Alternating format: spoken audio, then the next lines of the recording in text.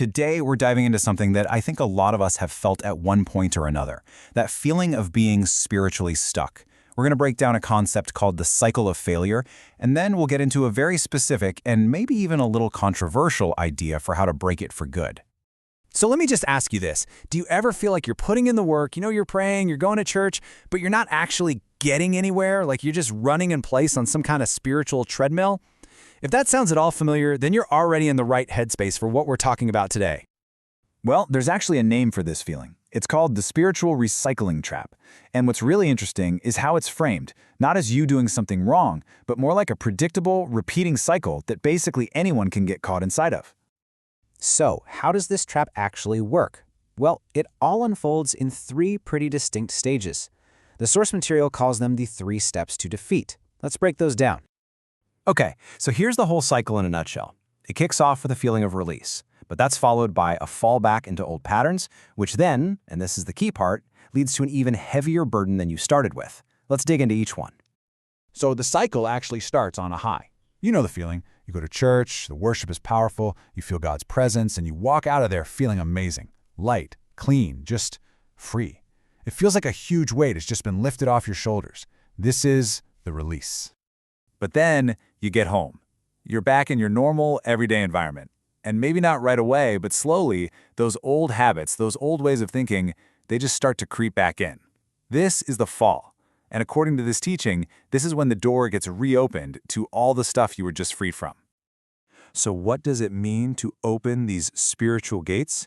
Well, the teaching points to some really specific things. It could be holding on to anger or unforgiveness. It could be lustful thoughts or sexual sin. Or it could even be the media you consume, things it calls unclean like gossip or certain videos or music. And all of that leads to the final step in the cycle. And honestly, it's a crushing one. Because when you reopen those gates, you don't just go back to square one. The spiritual burden you feel actually gets heavier. You've lost all the ground you just gained, and you're left feeling totally defeated. Now, the source material uses this really fascinating phrase for what gets lost in this cycle.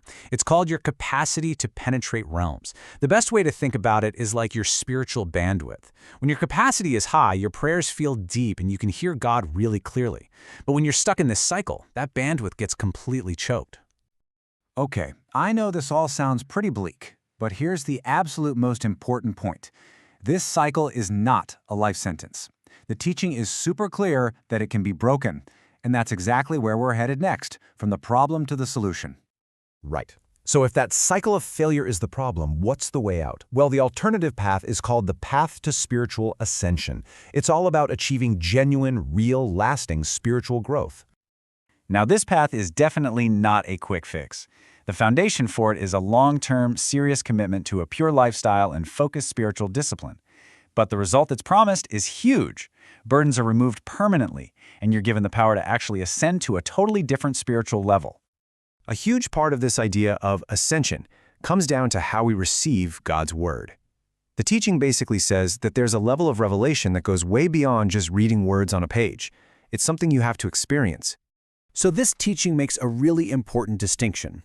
On one hand, you have the Bible, and that's presented as the absolute foundation, the commandments, the rules for life. But then on the other hand, you have what's called an encounter. This is a direct, personal experience that gives you a much deeper revelation. And that brings us to our final section, and probably the most unique idea in this entire teaching. How exactly do you get this deeper encounter?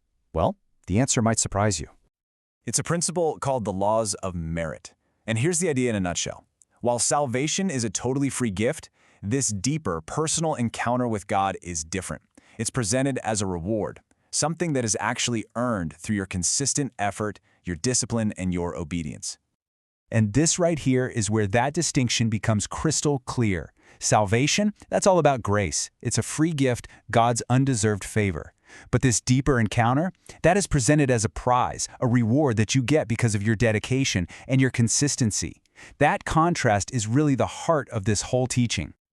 So, let's just tie this all together. The big takeaway from this whole teaching is this. If you want to break out of that exhausting cycle of failure, you have to shift your focus. You have to start pursuing this deeper, divine encounter, which this teaching says is earned through your own spiritual dedication. And that leaves us with one last, really challenging question to think about. This teaching is very clear that you can't earn salvation. So if your effort earns you a deeper encounter with God, what exactly are you earning? What does that say about that relationship? It's definitely a challenging idea to sit with. Thanks so much for joining us.